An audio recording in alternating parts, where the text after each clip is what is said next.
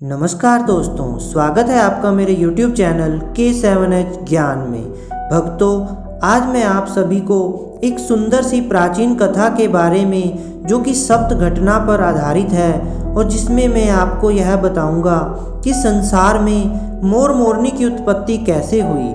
उससे पहले अगर आप मेरे चैनल पर नए हैं तो चैनल को सब्सक्राइब जरूर कर दें और वीडियो को लाइक शेयर करना ना भूलें। तो चलो शुरू करते हैं आज की कथा।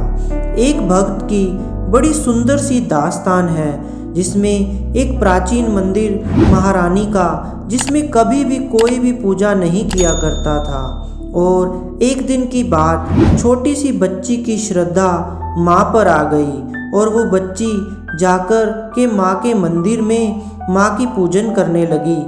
और उसका नियम था, वो रोज ही माँ के मंदिर में जाती थी और माँ का पूजन किया करती थी। एक दिन की बात, जैसे जैसे वो लड़की बड़ी होती गई, माँ की कृपा उस बच्ची पर बढ़ती गई। और एक लड़का उसी मंदिर के रास्ते से गुजर रहा था और उसने विचार किया, चलो क्यों ना आज मैं भी माँ के दर्शन कर लूँ। और दर्शन करने की इच्छा से जब वो लड़का माँ के मंदिर में पहुँचा, कदम तो माँ के मंदिर में ही पड़ा और उस लड़की जो माँ के मंदिर में बैठी हुई थी, नज़र उस लड़की पर जैसे ही गई, वह लड़का एक टक उस लड़की को देखता ही रह गया। वो लड़की इतनी सुंदर थी, ऐसा लगता था मानो आसमान से उतरकर कोई परी जमीन पर आई थी। उस लड़की को देखकर वह लड़का अपनी सुध-बुध खो बैठा और माँ से कहने लगा, माँ ये कैसा चमत्कार है, अगर यह सत्य है तो मैं तेरे दरबार में तभी आऊँगा जब मेरी मुराद तो पूरी कर देगी। और जिस दिन इस लड़की से मेरी शादी हो जाएगी तभी मैं तेरे दरबार में आऊँगा। और वो लड़का माँ से कहने लगा, माँ अब मैं तेरे दरबार तो आऊँगा, लेकिन उस दिन जिस दिन ये लड़की मेरी पत्नी बन जाएगी, उस दिन मैं जोड़ी के साथ तेरे दरबार में आऊँगा। हे आदि भिवानी माँ, मेरी प्यास बुझा दे और मेरी इस लड़की से शादी करवा दे। जब दुल्हन बना के मैं इसको तेरे दर पे लाऊंगा तो मैं अपना शीश तुझे चढ़ाऊंगा। जब उस लड़के ने माँ से ये वरदान मांगा, वो लड़का इतना कहकर वहाँ से चला जाता है। और मैया की इतनी कृपा थी उस बच्चे पर, माँ ने उस बच्चे की इच्छा को पूरा किया और माँ ने अपनी महिमा से उस बच्चे की परीक्षा को पूरा किया। कुछ ही समय के बाद माँ की महिमा से, माँ की शक्ति से, माँ की भक्ति से उस लड़की के साथ शादी हो गई। लेकिन शादी तो हो गई, दुल्हन भी घर में पहुँच गई और वो लड़का भूल बैठा कि मैंने तो सर चढ़ाने का वादा किया था। और जब यह लड़का बात भूल गया तो माँ को क्रोध आने लगा और माँ ने उसे याद दिलाने के लिए कुछ गांव की महिलाओं को उनके घर भेजा। और गांव की औरतें जब माँ के आदेश से उसके घर पहुँची और दुल्हन का चेहरा देखा तो एक ही बात कही कि माँ तेरी अजीब लीला है, तूने कितनी प्यारी जोड़ी बनाई है। लड़के ने जैसे ही ये बात सुनी कि इस लड़की पे तो सारी कृपा तो माँ की थी और ये लड़की जो मिली है मुझे वो माँ की कृपा से मिली है, तो लगता है मैं इस बात को भूल गया था, आज मुझे याद आ गई, तो चलो चलते हैं माँ के दरबार और माँ को मनाते हैं। और साथ में अपने छोटे साले और पत्नी को साथ लेकर वह मंदिर के पास पहुँचा तो उसकी पत्नी बाहर खड़ी नज़ारा देख रही थी। तो लड़का बोला कि मैं मंदिर तो जा रहा हूँ, लेकिन जो मैं करने जा रहा हूँ इन दोनों के साथ कैसे कर पाऊँगा। और माँ से क्या बोला, बोले माँ तीनों प्राणी जा पहुँचे इस मैया के दरबार, कुदरत का करिश्मा है या कोई देवी का अवतार। इतना कहकर वो लड़का माँ के मंदिर में प्रवेश करता है और जाकर सबसे पहले माँ का पूजन किया। और पूजन करने के बाद मैया की तलवार निकाली और अपना सिर धड़ से अलग कर दिया। बहुत देर होने के बाद और मंदिर से कोई आहट ना आने के बाद लड़की सोचने लगी कि अभी तक मेरे पति आए नहीं, और उसने अपने भैया को कहा, भैया जरा मंदिर में जाकर तो देखो कि आपके जीजा जी अभी तक क्यों नहीं लौटे।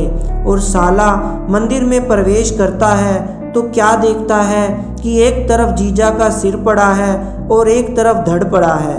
घबराकर कहने लगा कि माँ, मैं अपनी बहन को क्या मुंह दिखाऊंगा, मैं अपनी बहन से बहुत प्यार करता हूँ, क्या कहूँगा मैं अपनी बहन से। और यह सोचकर उस भाई ने अभी अपने सिर को धड़ से अलग कर दिया। बहुत समय बीत गया और जब भाई भी नहीं लौटा तो पत्नी भी सोचने लगी, माँ आपके मंदिर से कोई लौट क्यों नहीं रहा, और ये मंदिर से बहता हुआ खून कहाँ से आया। और वो लड़की भागती हुई जब माँ के पास, माँ के मंदिर में पहुँची तो देखा कि एक तरफ पति का धड़ और सिर पड़ा है और एक तरफ भाई का धड़ और सिर पड़ा है। लहूलुहान भाई और पति को देखकर वो लड़की पागल सी हो गई और रो रो कर माँ से कहने लगी, माँ जब मेरा पति ही नहीं रहा, ना भाई रहा, ना मैं मायके की रही और ना मैं ससुराल की, तो मैं जीकर क्या करूँगी। इस लीला को समाप्त करके वो लड़की दौड़कर गई और माँ की तलवार निकाल ली और चलाने लगी तो मैया की मूर्ति से एक आवाज़ आई और माँ ने कहा, सुन तू मरने की जिद मत कर, मैं तेरी सारी इच्छाएं पूरी करूँगी। और इस तरह से माँ ने कहा कि तू इसके सिर उनके धड़ के साथ जोड़ दो, मैं उन्हें दोबारा पुनः जीवित कर दूंगी। तो लड़की ने जल्दबाजी में पति के सिर को भाई के धड़ से और भाई के सिर को पति के धड़ से जोड़ दिया। और उस लड़की से ये बड़ी भूल हुई कि पति के सिर से भाई का धड़ लगाया और भाई के धड़ से पति का सिर लगाया। तो लड़की कहने लगी, माँ इससे मेरा पति कौन है और भाई कौन है। तो माँ ने कहा, बेटी सर तो तुमने ही लगाए हैं, तो जो गलती तेरे से हुई है उसका भुगतान तो तुझे ही करना पड़ेगा। अब तू पति तो कह सकती है लेकिन पति का रिश्ता नहीं बना सकती, क्योंकि धड़ तो तेरे भाई का है। और बेटी जिस पर तेरे भाई का सिर लगा हो यही तेरा पति है और इसी को तू अपना पति मान सकती है। लड़की कहती है, माँ सारा संसार तेरे को माँ मानता है, मेरे भी लाखों अरमान हैं कि मुझे भी कोई माँ कहे, कोई ऐसा हो जो मुझे भी माँ कहकर पुकारे। लेकिन माँ मेरी ये सारी इच्छाएं यहीं पर दफन हो गई हैं। माँ ने कहा, पुत्री मैं तुझे आशीर्वाद देती हूँ कि तू भी माँ बनेगी, लेकिन तुझे अपना रूप बदलना पड़ेगा। और मैया ने अपनी शक्ति से दोनों को मोर और मोरनी बना दिया। जिस पे सर था पति का, माँ ने उसे मोर बना दिया और मोरनी बना के माँ ने मोर मोरनी का जोड़ा बना दिया। माँ ने कहा, तू अपने पति का सुख नहीं पाएगी, तू अपने पति की सारी इच्छाओं को छोड़कर बस तू अपना पति समझेगी तो सारा सुख पाएगी।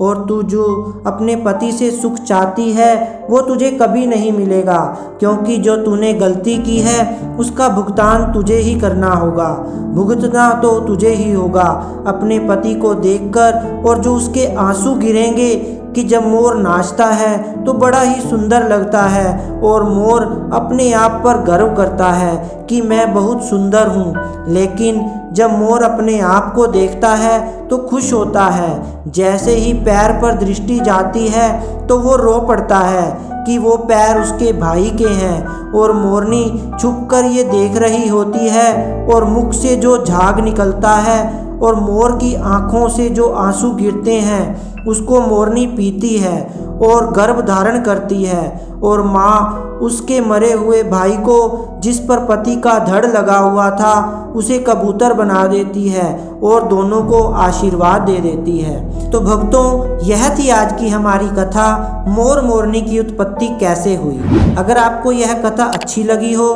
तो प्लीज़ इस वीडियो को लाइक शेयर एंड सब्सक्राइब जरूर कर दें। धन्यवाद भक्तों।